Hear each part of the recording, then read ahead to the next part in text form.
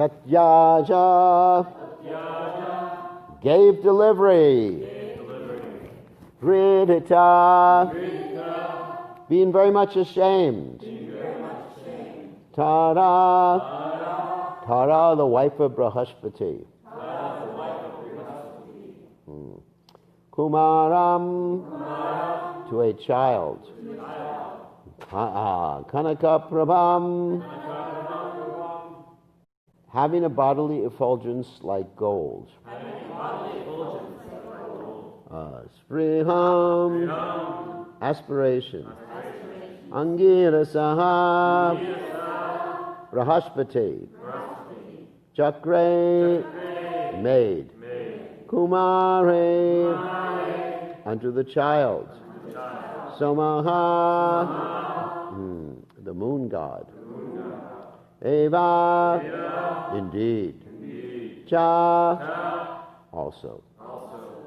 Translation.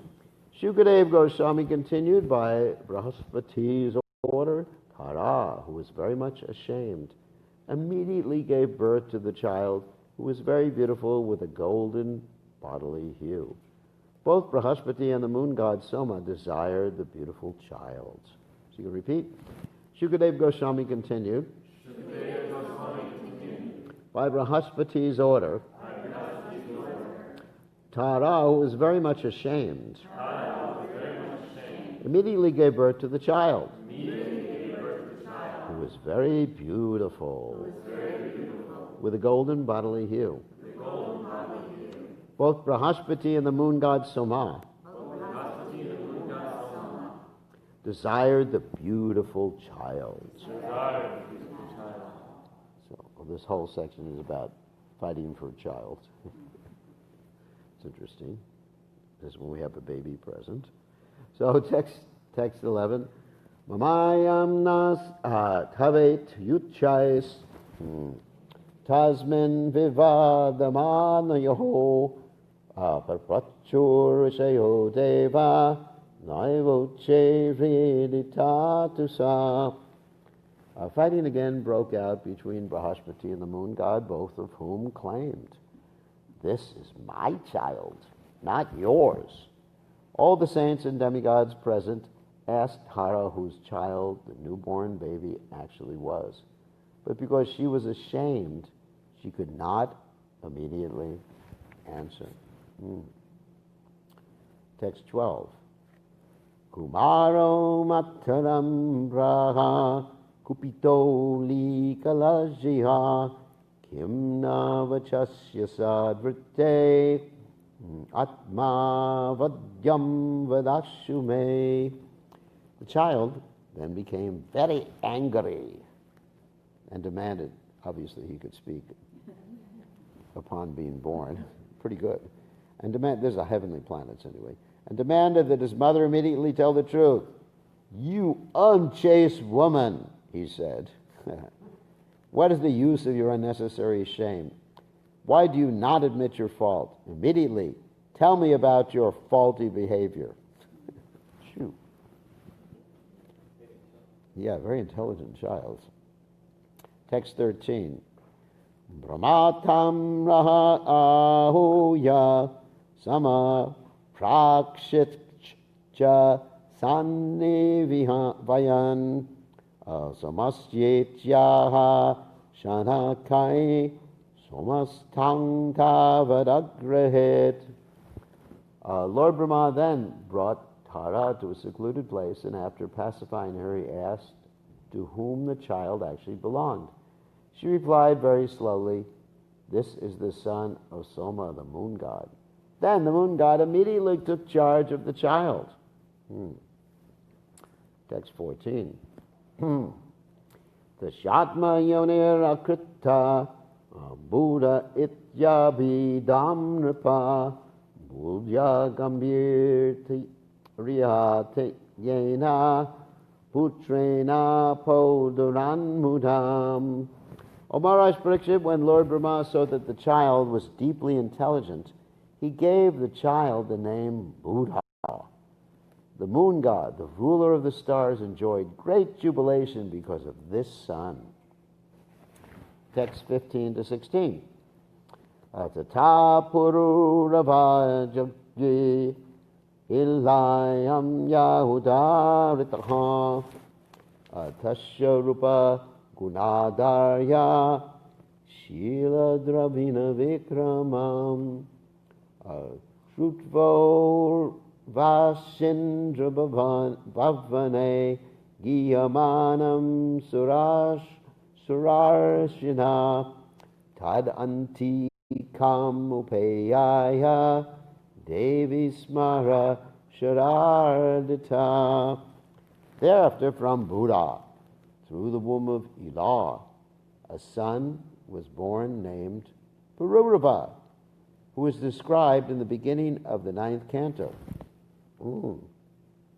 When his beauty, personal qualities, and magnanimity, behavior, wealth, and power were described by Narada in the court of Lord Indra, the celestial woman Urvasi was attracted to him. Pierced by the arrow of Cupid, she thus approached him. So before we go on, I want to ask you all questions, see if anyone has read the Bhagavatam. So it's described that this Buddha, he had a child by Elah. So who was Elah? Does anyone remember that story?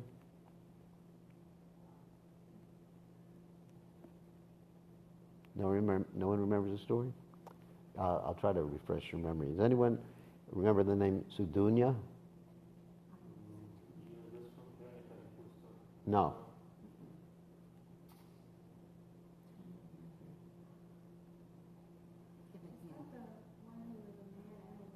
Yes. So who was he the son of? Swayambhuva Manu. He was the first son of Swayambhuva Manu. And Swayambhuva Manu, he wanted a son, and he got a daughter. The daughter was transformed by Vasishta into a son, Sudunya.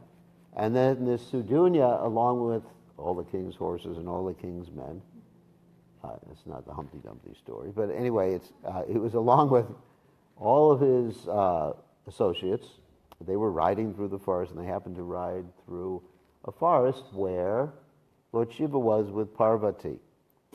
And previously, the sages had sort of come in when Lord Shiva and Parvati were enjoying their conjugal loving relationship. And so Lord Shiva said to protect Parvati that whoever enters this forest from now on will become a woman. So Sudunya and all his associates, they actually, and the horses too.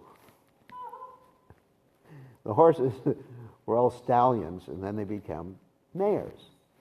So they all went into the forest. Does everyone remember the story now?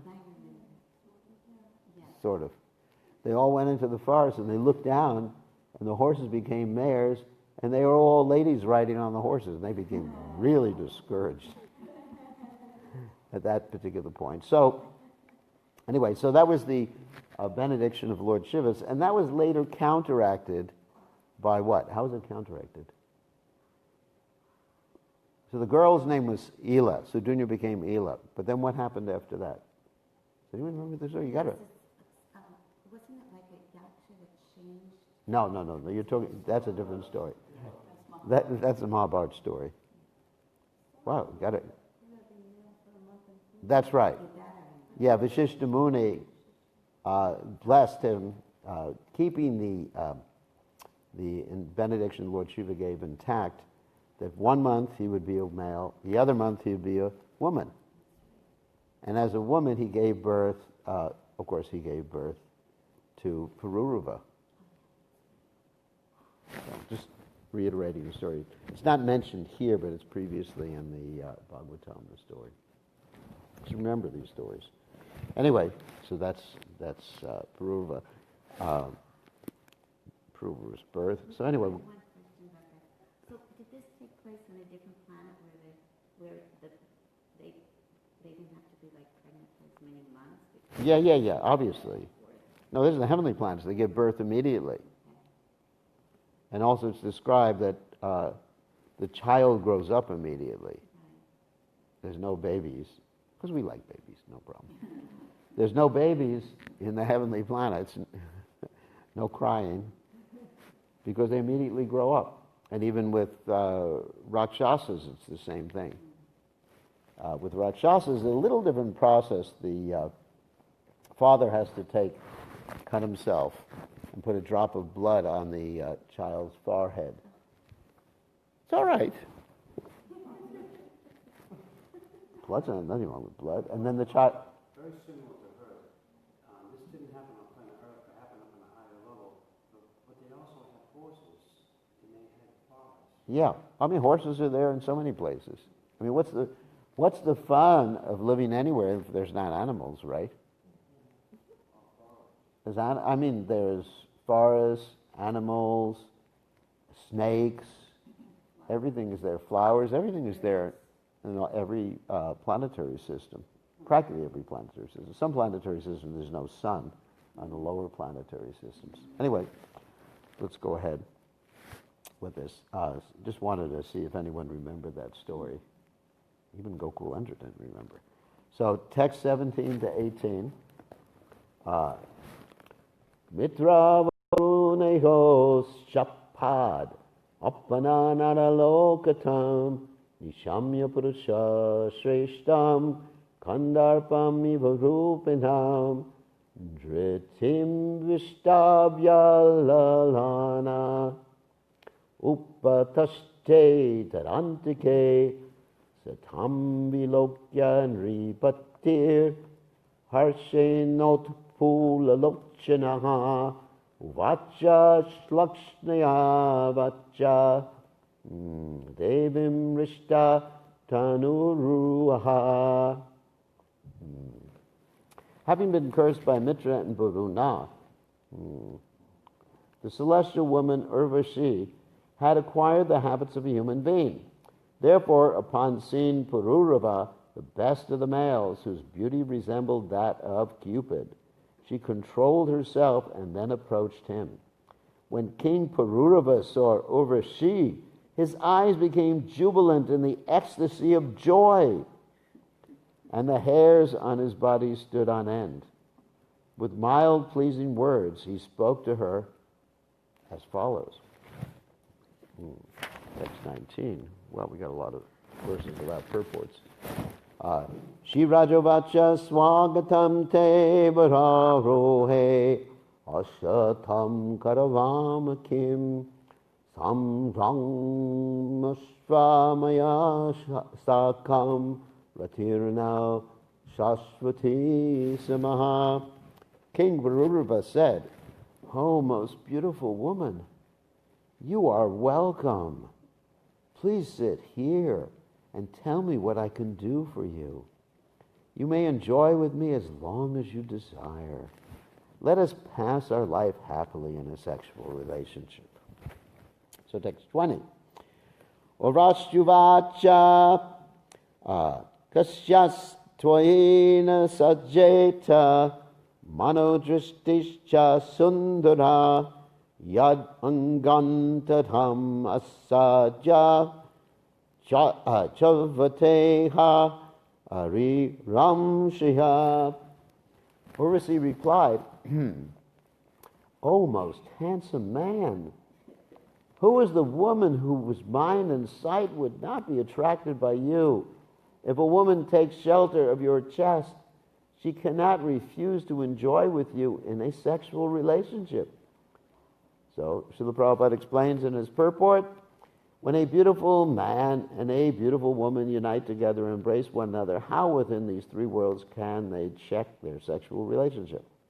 Therefore, Srimad Bhagavatam, the 7th canto, 9th chapter, text 45 says, Yan Maitunadi Grihamedi Sukhamitu Cham. That's a short purport, so we'll just keep reading. Text 21. Etav uranu kaurajan yasau rakshasva manada samram se vavata sakyam ashlagya strinam varasmitaha. My dear King Pururava, please give protection to these two lambs who have fallen down with me. although I belong to the heavenly planets and you belong to Earth, I shall certainly enjoy sexual union with you. I have no objection to accepting you as my husband, for you are superior in every respect. So, purport by His Divine Grace, Srila Prabhupada, Srila Prabhupada Ki Jai. As stated in the Brahma Samhita, 5th chapter, text 40, Yasha Prabha Prabhavato Jagadanda Koti Kostishvahesha Kotishvashesha Vasudari Vibhuti Vinam. There are various planets and various atmospheres within this universe. The atmosphere of the heavenly planet from which Urvashi descended after being cursed by Mitra and Varuna was different from the atmosphere of this earth. Indeed, the inhabitants of the heavenly planets are certainly far superior to the inhabitants of earth. Nonetheless, Urvashi agreed to remain the consort of Pururava, although she belonged to a superior community. A woman who finds a man with superior qualities may accept such a man as her husband. Similarly, if a man finds a woman who is from an inferior family, but who has good qualities, he can accept such a brilliant wife, as advised by Sri Chanakya Pandit. That's Sri Ratnam Dush Kuladapi. That means the wife is like a jewel, even if she's from a bad place. The combination of male and female is worthwhile if the qualities of both are on an equal level. Okay, so Om Gana Timidanda Shah Gananjana Shlakaya Chakshur Meditam Yena Tasmai Shigadave Namaha. So there's several points here. Actually, there's one thing that Vishwanath Chakrabarti Thakur says here that's not Srila Prabhupada's purport, is that that she arranged for these lambs to come down with her because she wanted an excuse or a reason to go back eventually to the heavenly planets. She really wanted to get back there too. She understood that ultimately Pururava was not going to be able to protect the lambs. And that's really what happens later on in this particular story with the Gandharvas, and I'm not going to go ahead with the story and tell the rest of the story. So that's one point. Another point is the reason she was cursed to come down by Mitra and Varuna was that they became agitated by seeing her. Now that's a common factor in this material world, that if men see a lady or ladies see a man, then they melt. Actually, Prabhupada talked about that in terms of fire and butter. Like if someone, let's say a man looks at a woman looks at a man, and young people, because old people, I don't know if that works I don't think it works so well with old people. It's my experience. Anyway, so actually, if people haven't conquered lust, it does work like that. Because Prabhupada gave the example of the king who asked the sage, how long does this lust continue? And the sage replied, forever, as long as the subtle body has the lust. And the king said, I don't believe it. Show me. And so the sage said, okay, we'll show you. Soon after that, the sage said to the king, let's go to the hospital to visit this man who's getting ready to die. Old man who's getting ready to die. And bring your daughter with you. The princess, the beautiful princess. So they all went together to see this man. The man was just on his deathbed, ready to breathe his last breath. He's in a hospice, I guess. And he's going, oh, Govinda, Govinda. And the king walked in, his daughter walked in, the sage walked in, and the man stopped saying Govinda. He looked at the beautiful girl and went, wow! Something like that. I don't know if he actually said wow. So the king was convinced at that particular juncture. So anyway, there's many verses like that, that we used to learn when I took sannyas. Pumsa striyami tunibab maitoam tayor to ridagranti ho atog etc. Satapta vatar janashiboho yamahamameti. I'm sure the brahmacharis know these verses, right? Some parts. Okay. So one has to be very, very cautious of these things in this material world. That's why generally when men who are not married to a particular lady shouldn't meet alone with that particular lady. And Chandaka Pandit also talks about that the senses, Balavan Indriya Grama Vidvan Eva Hikarshate. You know that verse? No.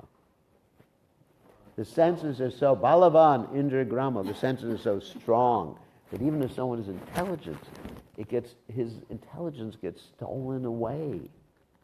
And you see that. Of course, Prabhupada previously in this chapter gave the example of Viswam Mitra Muni. He was meditating, and then Menaka comes, and boom! Forget about, thousands of years the poor guy was meditating. I mean, could you imagine investing thousands of years in meditation? And all of a sudden, hey, the hell with the meditation. It's Menaka. Haribo. Or later on, Ramba came, and he didn't get so much lusty after he got angry with her.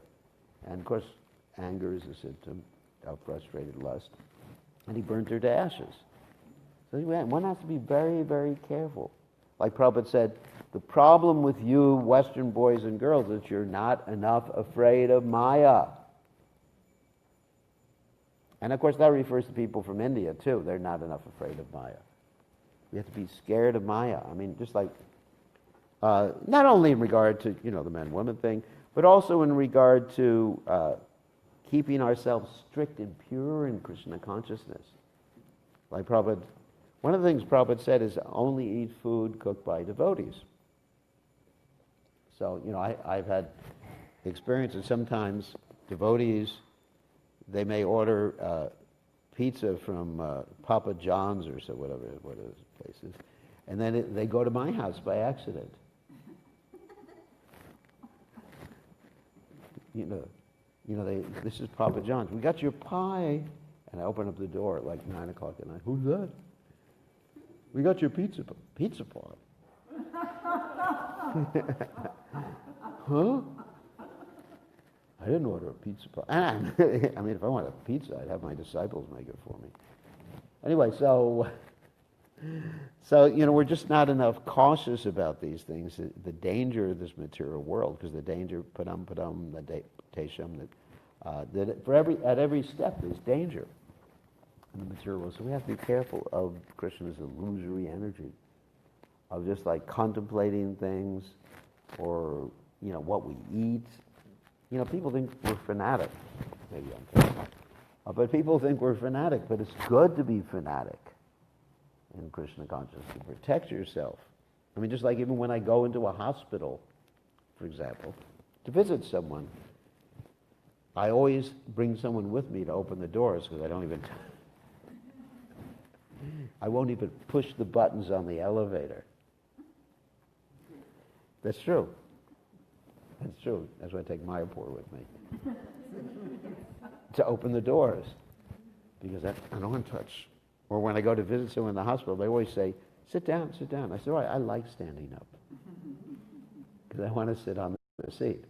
So I'm very, generally, I mean, if I have to go to the hospital for myself, then I have to take my own chances. But anyway, so one has to be cautious about these things. Another point, the final point that Srila Prabhupada makes in the purport here, is a very interesting point about, of course he says, quoting Chandaka Pandit, one has to accept a wife, even if she's from an inferior family, or a husband, even if he's from an inferior family, if they have the qualities. Now, there's more to that verse that Prabhupada is quoting, and the first thing it says is, one should accept gold from a filthy place.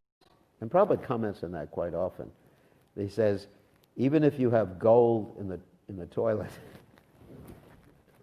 and it's surrounded by stool, he said, that's what Prabhupada said. I'm not just like making this up.